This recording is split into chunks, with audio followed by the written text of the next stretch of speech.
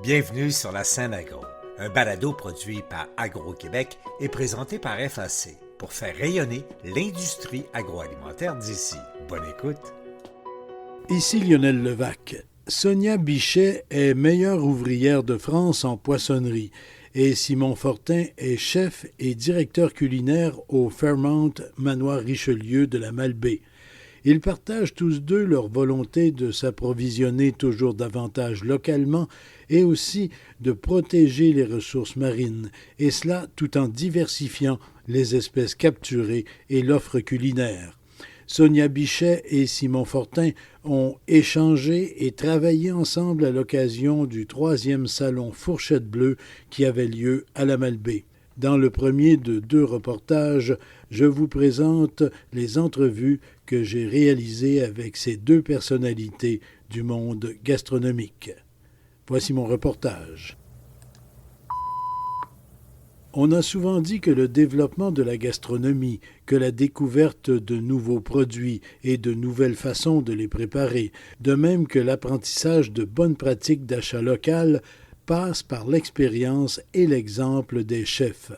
À l'occasion du 3e salon Fourchette Bleue, 2 chefs de renom se sont rencontrés, ont échangé et ont préparé ensemble plats et bouchées avec des poissons et fruits de mer du fleuve et du golfe Saint-Laurent. Je me suis entretenu avec Sonia Bichet, une MOF, comme on dit, meilleure ouvrière de France en poissonnerie, mais tout d'abord avec le chef Simon Fortin. Directeur culinaire au Fairmont le Manoir Richelieu, dans la belle région de Charlevoix. Vous venez d'une autre belle région, le Saguenay-Lac-Saint-Jean. Tout à fait. Je pourrais dire que Charlevoix est ma région d'adoption, mais j'ai grandi au Saguenay. Vous avez un cheminement à la fois québécois, mais aussi international en matière de cuisine. Surtout québécois. Je suis vraiment un grand fan, un grand amateur des régions du Québec, des terroirs d'ici. Je me plais beaucoup à découvrir chaque région du Québec comme étant un espace ou un territoire à part entier avec ses valeurs, ses ressources, ses artisans, ses maraîchers, ses agriculteurs, tous ces grands artistes, ces génies aux mains sales qu'on retrouve dans toutes nos belles régions. Et tout ça se traduit, bien sûr, dans vos menus, dans les menus que vous proposez ici sur les différentes tables au Manoir Richelieu. Dans les différentes tables, oui, bien que le Fairmont Manoir Richelieu est un très grand hôtel avec une vocation quand même internationale, donc grand public dans une certaine mesure. Donc, on ne pourrait pas actuellement à 100% utiliser uniquement des produits de la région de Charlevoix, parce qu'on a quand même des volumes qui sont assez impressionnants dans certaines périodes de l'année, mais je me fais un devoir d'avoir des espaces réservés à la mise en valeur de ces produits-là, comme ici, l'endroit où nous sommes assis actuellement, qui est le restaurant Le Saint-Laurent, où on s'enorgueillit de servir. Actuellement, on a 95% des produits sur le menu, incluant les farines, le sel, incluant tous les graines qui proviennent d'un rayon d'environ 50 km autour de l'hôtel. Donc pour moi, c'est vraiment une belle façon de donner une vitrine, une visibilité aux artisans et aux maraîchers de la région. Est-ce que ce même principe s'applique aux poissons, fruits de mer? Évidemment, par contre, les enjeux sont très différents à ce niveau-là. C'est-à-dire que dans la région de Charlevoix, on le voit, on a le fleuve Saint-Laurent qui est juste devant nous, mais on a encore des enjeux, il y a encore des gros enjeux qu'il faut défendre. Il y a quelques exceptions, comme Julie, qui fait une pêche traditionnelle à la fascine ici à Saint-Irénée, ou un pisciculteur ici aux Éboulements qui fait un super produit avec son ombre chevalier, mais honnêtement, on a une problématique, c'est que les produits sont pêchés dans le golfe du Saint-Laurent. Ensuite, ils passent devant nous pour s'en aller dans les grands marchés à Montréal, entre autres choses, pour 4, 5, 6 jours plus tard, revenir dans notre région par le biais des distributeurs alimentaires. Donc moi, je milite activement pour trouver une façon de travailler, de couper les intermédiaires, de travailler directement avec les pêcheurs, avec les producteurs, avec les artisans de la mer, puis de pouvoir remettre en valeur ces produits-là du Saint-Laurent qui sont ici juste devant nous. À titre d'exemple, il y a 20 ans, il y avait un bateau ici à quelques kilomètres au quai de Saint-Siméon qui pêchait des oursins, des couteaux de mer, des concombres de mer, plein de produits. Mais quand il arrivait à quai, il n'y avait personne pour acheter ces produits. Ce n'était pas dans la culture d'ici à l'époque. C'était bien malheureux. Moi, j'ai essayé à cette époque-là de mettre les oursins sur ma table, mais la clientèle n'était peut-être pas prête à ce moment-là. Mais aujourd'hui, on est prêt. On comprend l'importance, puis on est capable d'apprécier la qualité de ces produits-là. Donc, il faut revenir à ces pêches-là éco-responsables, à la valorisation des produits de chez nous sur une échelle qui est humainement acceptable pour ne pas mettre de pression de pêche sur nos produits. Je vous dirais, tu sais, puis je me suis même plu à écrire cette phrase-là un peu sur mon menu actuel. La cuisine d'aujourd'hui se doit d'être responsable et réfléchie et être en phase avec la réalité de notre planète et de notre environnement. Je pense que c'est vraiment un enjeu important aujourd'hui, puis on essaie de le transposer dans nos valeurs, dans nos cuisines, dans notre façon d'approcher la cuisine. Pour ce qui est des ressources comme telles, comme vous le disiez, qui sont juste devant nous, là, le fleuve, c'est le début du golfe là, qui est devant nous, ici au manoir Richelieu. Vous pourriez avoir un petit bateau pirate qui intercepterait les chargements avant qu'ils se rendent à Québec ou à Montréal. C'est un bon plan. On peut aussi trouver des routes qui partent de la Gaspésie ou de la Côte-Nord, puis qui arrêtent de nous porter les produits avant de les apporter dans les grands centres, ce qui est aussi une très bonne option, sachant que la Côte-Nord est très riche en produits de la mer, ainsi que la Gaspésie. À titre d'exemple, moi, je suis un passionné de pêche, de chasse, puis de cueillette. Puis depuis quelques années, j'ai le privilège, à chaque fin d'été, d'aller pêcher un thon bluefin à la ligne avec des capitaines de la Gaspésie, entre autres 2 gars fantastiques, là, puis je n'ai même pas peur de dire leur nom, là, Kevin Caron puis Jimmy Lepage, 2 capitaines, un capitaine de homard, un capitaine de crabe, puis les 2 nous amènent une poignée de chiffres à chaque année avec les permis, puis on va pêcher à la ligne des thons. Pêcher le thon à grande échelle avec des chalutiers, avec des bateaux gigantesques au large des côtes qui attrapent des dizaines de milliers de kilos de ce poisson-là, c'est sûr que ça détruit les ressources, mais comme n'importe quelle ressource, si on agit de façon responsable, puis qu'on va la récolter de manière réfléchie, intelligente, puis qu'on la valorise sur nos tables, c'est ça le vrai terroir. C'est ça la mise en valeur du terroir. Puis la mise en valeur du terroir québécois passe par nos forêts, avec les champignons, les produits boréals, les viandes de gibier, mais surtout par notre porte d'entrée qui est le Saint-Laurent. Jimmy Lepage de L'Anse à Beaufils. Tout à fait. Qui effectivement est un pêcheur de homard, mais une fois la saison terminée, se réorganise pour le thon. Donc, je présume que recevoir le groupe Fourchette Bleue ici au manoir Richelieu, c'est quelque chose d'intéressant pour vous parce que justement, Fourchette Bleue se bat parce qu'il y a encore quelques bons combats à mener dans ce domaine-là, ne serait-ce que pour la distribution des produits de la mer, des ressources que l'on capture dans le fleuve et le golfe. Donc, les recevoir pour vous, c'est significatif aussi, là. C'est significatif. Puis pour la petite histoire, moi, je suis revenu dans la région après 18 ans d'absence il y a 1 an. Il y a 1 an, j'ai déposé mes valises ici au Fairmont-le-Manoir-Richelieu où j'ai travaillé ici il y a une vingtaine d'années. Puis avec ce retour-là est venue cette envie-là d'être encore plus proche de mes valeurs fondamentales, de mes valeurs environnementales. Puis ça allait de soi de faire des choix sensés sur nos menus. Puis ça nous a directement amené à travailler avec Exploramer et Fourchette Bleue, avec le programme. Fait que pour moi, c'est pas une reconnaissance, mais c'est une belle étape supplémentaire ou c'est la prochaine étape du développement de pouvoir recevoir ces gens-là ici, ces acteurs-là du milieu, autant au niveau des producteurs, des distributeurs, de tous les acteurs du milieu des produits du Saint-Laurent. C'est un grand honneur de recevoir ces gens-là. On reçoit souvent des personnalités publiques, des chefs d'État, on reçoit plein de monde, mais je vous dirais que pour un chef, ce qui est le plus stressant ou le plus gros enjeu, c'est de recevoir ses pairs, c'est de recevoir des gens du domaine de l'alimentation, du domaine de la restauration.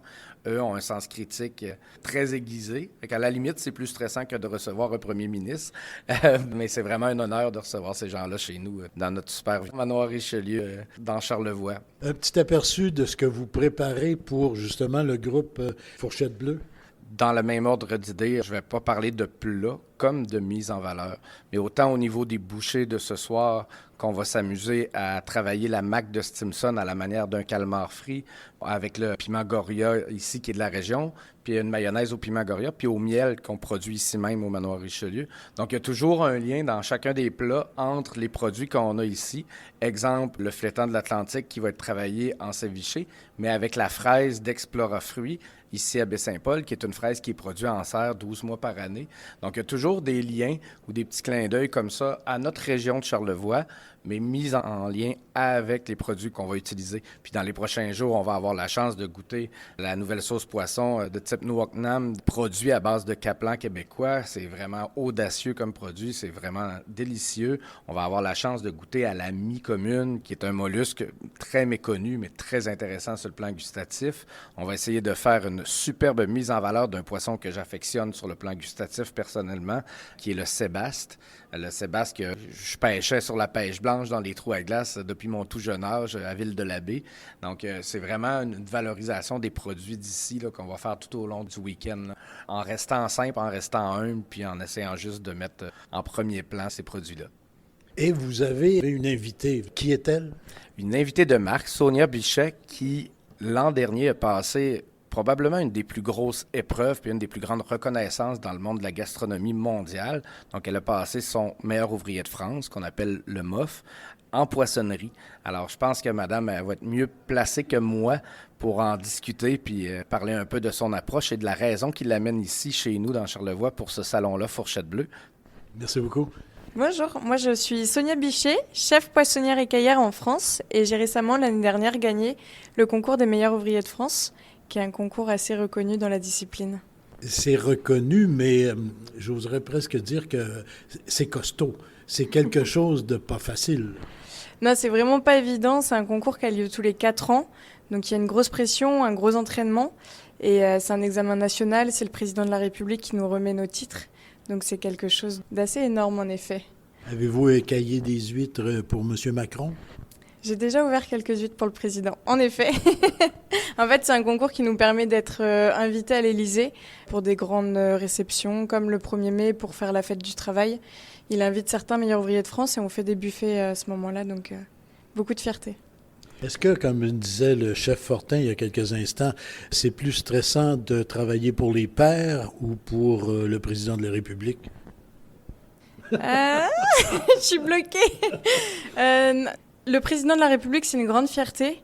Après, c'est sûr que quand on a un chef assis à table, là, c'est du sérieux. Là, on sait qu'on parle le même langage, on sait qu'on goûte le même palais, normalement. Donc, c'est vrai qu'il y a beaucoup de stress avec les chefs quand ils viennent nous rendre visite. Mais là, aujourd'hui, ça va, là. Mais moi, je suis un peu plus invitée aujourd'hui. Comme j'adore être dans les cuisines, ça m'a vraiment fait plaisir de venir aider la cuisine ici au manoir. Donc, pas trop de pression. Vos espèces préférées, privilégiées, là, on a parlé d'écaillage et tout ça, mais est-ce que c'est vraiment l'huître ou c'est plus large que ça, là? Moi, c'est vraiment poisson et fruits de mer. Et après, la chose préférée, je pense qu'il faut faire vraiment très attention à l'environnement et prendre quelque chose de local. Ici, on est au Canada, on a la pêche à la sébasse qui va réouvrir. Je pense que c'est un très bon poisson. Moi, j'aime beaucoup ça. Donc, essayer de prendre des poissons locaux et en faire des bonnes recettes. Je pense qu'avec beaucoup d'ingrédients, on peut faire des belles choses. De quelle région êtes-vous? Je suis parisienne. Vous pêchez pas dans la Seine quand même? Et non, je pêche pas dans la Seine et pourtant j'ai gagné ce concours et du coup c'est pour ça que j'ai commencé un tour du monde. J'ai pas une énorme culture du poisson liée à ma famille. Je répète beaucoup ce qu'on m'a dit et on m'a dit des très belles choses, mais j'avais besoin de me faire ma propre culture. Donc je suis partie faire un tour du monde et là j'ai fait 1 mois et demi. J'ai fait tout le tour de Québec justement pour découvrir vos cultures et vos produits. Et à chaque endroit, vous avez pu expérimenter de nouvelles espèces à travailler, des choses qui étaient nouvelles pour vous. Et est-ce que vous avez pu aussi transmettre des choses que vous avez déjà dans votre bagage? Oui, bien sûr. Par exemple, les huîtres, donc c'est pas la même espèce d'huîtres ici au Canada que nous en France. Donc on a vraiment 2 goûts différents. Donc j'ai été très ravie de découvrir ces huîtres-là. Et par exemple, la technique d'ouverture, ici vous les ouvrez par derrière, la charnière. Nous en France, on les ouvre beaucoup sur le côté. Donc là, c'était vraiment un beau moment d'échange avec les Canadiens parce qu'on s'est rendu compte que par le côté, ils y arrivent aussi. Les femmes sont souvent plus à l'aise sur le côté parce qu'il faut moins de force. Donc là, c'était vraiment 2 cultures, 2 pays. Et en fait, c'est hyper intéressant d'échanger comme cela. Et votre passage avec le groupe Fourchette Bleue, l'organisation Fourchette Bleue, vous avez un message particulier à transmettre? Moi, Fourchette Bleue, on a communiqué au début, avant même que j'arrive à Québec, et je leur ai dit que je voulais bien être conférencière, mais que je voulais le numéro de beaucoup d'entreprises Fourchette Bleue pour savoir de quoi je parle à la conférence. Et je pense que Fourchette Bleue, c'est bien. On doit se battre pour faire du local. Je sais qu'il y a ce gros problème ici au Québec d'approvisionnement sur les poissons de la mer. du fleuve du coup. Et je pense qu'en effet, il y a beaucoup de chefs qui se battent. En fait, j'ai fait le tour de Québec et cette question, elle est revenue à chaque fois. Et je pense que Fourchette Bleue aide à regrouper toutes ces personnes et à essayer de trouver des solutions pour manger local. Donc, je pense que c'est l'avenir. Enfin, on doit penser l'avenir comme ça. La culture en France et en Europe, de façon générale, je pense, est très différente face aux poissons, aux fruits de mer et tout ça. On est en général plus ouvert qu'on l'est ici, jusqu'à maintenant, malheureusement, ici. Est-ce qu'il existe quand même une organisation ou des organisations semblables à Fourchette Bleue chez vous qui font la promotion, justement, de la consommation des espèces locales? Oui, bien sûr. Ben, nous, en France, on mange quand même peut-être plus local qu'ici au Québec, mais d'un côté, la France, c'est quand même le territoire est plus petit. Donc l'import de poissons des côtes, moi, les pêcheurs, ils pêchent, 24 heures après, j'ai mon poisson. Mais on est regroupés, on est beaucoup d'habitants dans un petit pays. Donc c'est vrai que le transport y est beaucoup plus simple qu'ici à Québec. Et oui, on a des associations qui regroupent, surtout nous, on essaye de mettre en valeur des espèces qui sont peu connues. On a quand même une côte française qui est magnifique, qui regorge de plein de poissons. Mais souvent, le problème en France, c'est qu'on mange tous le même. Donc voilà, nous, on se bat plus pour aller chercher la sardine, le maquereau, plutôt que le bar de ligne. Et ici, vous vous battez plus pour essayer d'avoir vos produits. Donc on n'est pas à la même échelle, on n'est pas au même stade. Mais partout, on se bat finalement pour essayer de protéger l'environnement. Et ça, c'est le plus gros des combats. Parce qu'ici, moi, je fais la comparaison à l'occasion et je pense que le chef Fortin sera d'accord.